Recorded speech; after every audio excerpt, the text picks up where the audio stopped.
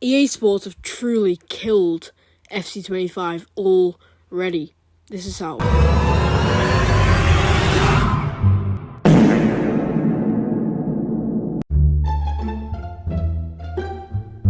So this video will come under 3 categories: money, glitches, and overload.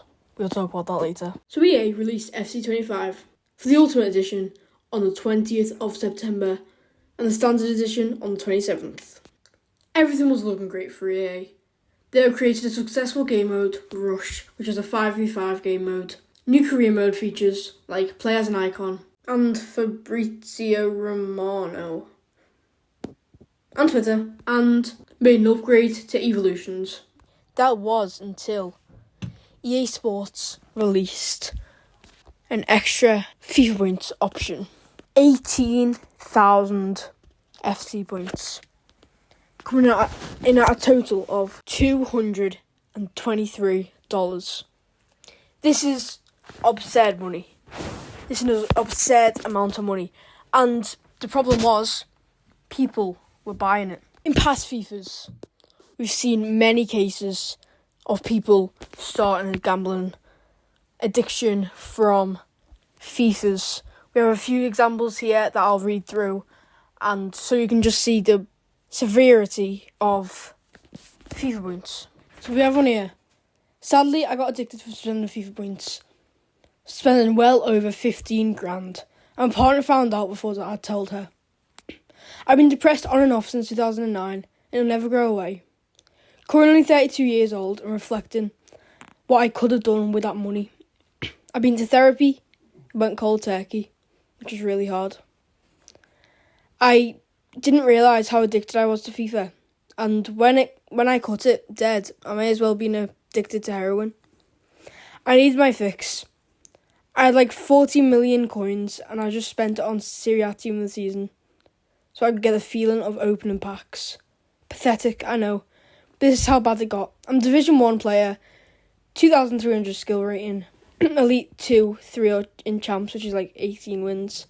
The reality is, I know I could still achieve good things without throwing money into it. And like you said in your post, it means nothing after a year. That is like terrible, like getting depression. Because once you spend that real life money, you can't get it back. And nothing's guaranteed with FIFA. I think it was well put when he said it literally means nothing after a year.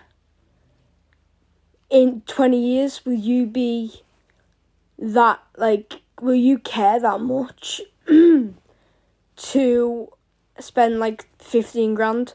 Will you care that you spent 15 grand on pixels though? Literal pixels? I think so. We have a different story from the Reddit. I have a problem. I'll admit to it. I do.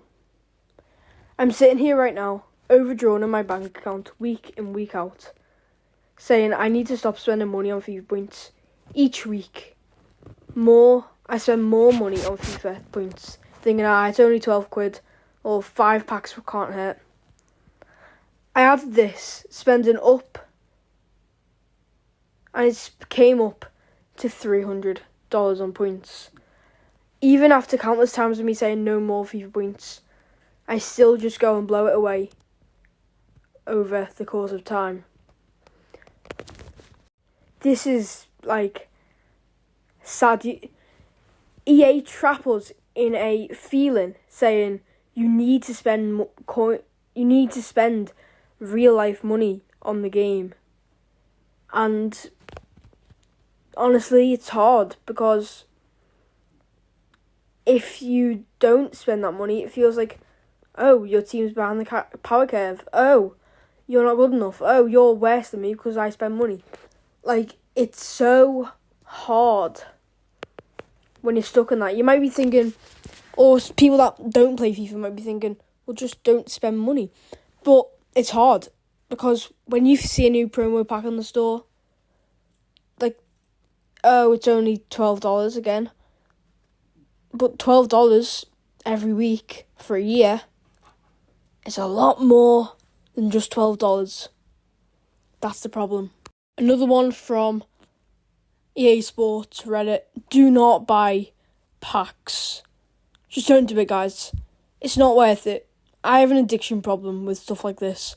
Loot boxes, packs, skins, etc. I spent €2,000 on FIFA packs, and the best of packs is RB Foden and second best of Bruyne.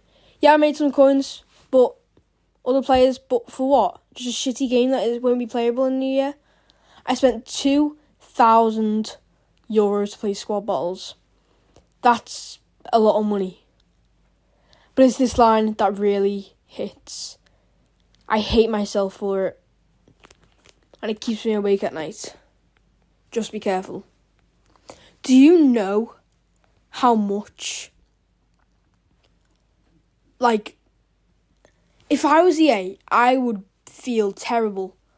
You are making people hate their lives just because you want to make money. You're $1 billion corporation and you still want to make thousands of dollars of innocent people trapped in your loop of business. If you make people hate themselves and you think it's a good thing because you're just making money, how is that a good thing? Your own clients, your own people that you can trust, the loyal members of your game are hating you and hate themselves because of you. If that's not a signal to EA to just stop, I don't know what it is. So with them bringing out an extra FIFA point option, 18.5k, it just makes it 10 times worse for EA because it seems like they want to kill their game before it even comes out, really. That many cases. But the thing is, they look at the stats, they look at Bateson and think, oh, people are buying it. They're not. Bateson is, because he's a bazillionaire from making FIFA videos. Danny Aarons is. FG is. Not the general player base. But because of the power curve, we feel like we need to. And that is in the cases that I've shown. So, as I said, EA made new Evos and added email things, social media into the game. But with that came glitches. As you can see here in a thumbnail from the Foot Accountant, there was an Evo called Power Surge, and it basically was a stat limits Evo, and Joe Gomez fit into it, and it was showing that 82 card instead of the 84 card when it was meant to be the 84 card, not the 82 card. And it put content on a hold for a while, and I don't even know if it's fixed yet. Some of the other Evos as well, with conjoined Evos, but mainly was this Joe Gomez case, and it was terrible because they couldn't release any more good Evos like that for a while. I think it was nearly a week, maybe even 2. But yeah, it's just not fair that EA, $1 billion corporation, probably even more, can't afford to fix their own game. Right, these aren't really glitches, but you have to give them a shout out. These are the comments in some of the social media posts we have. Gotta clean my room. My mum told me that I have to clean my room or I can't watch the game. Zachary, mate. You're pushing 60. Look at your profile picture and you're living with your mum. And you have to clean your room, mate. What the hell? Next is Corey. We are reaching previously undiscovered levels of sadness. Bro, how sad can you get, bro? I just signed Lamine Yamal, Mbappe and Haaland onto the same team, and you can say this. Why is it formal as well? We are reaching previously undiscovered levels of sadness. Mate, shut up, mate. And next is this. Well done, EA. Nice one. Great game. Well done. The next is top 10 anime betrayals. What? Top 10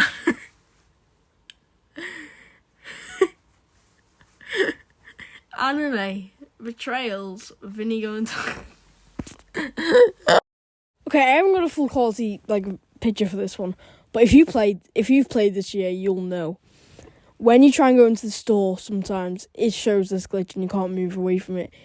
It's so annoying and just so stingy and it's so annoying. You're about to open a massive pack and then you just get kicked out the most annoying way possible by that little white box with the 2 arrows. Ajibade, Kefren Toram, Rafael Varane, Nico Williams, Lamine Yamal, Ben Godfrey, Lo Celso, Marcus Thuram, Alex Garcia, Haaland. The game has been out for not even 2 weeks. And these are the cards that you can get. 92 rated Haaland. That was majorly expensive. What happened to FIFA 14? But you could use bronze cards till March. To the end of the year even. You could just use them without worrying about the power curve. Because it went to your playstyle. Not just the meta. Your playstyle. But now you can get Haaland.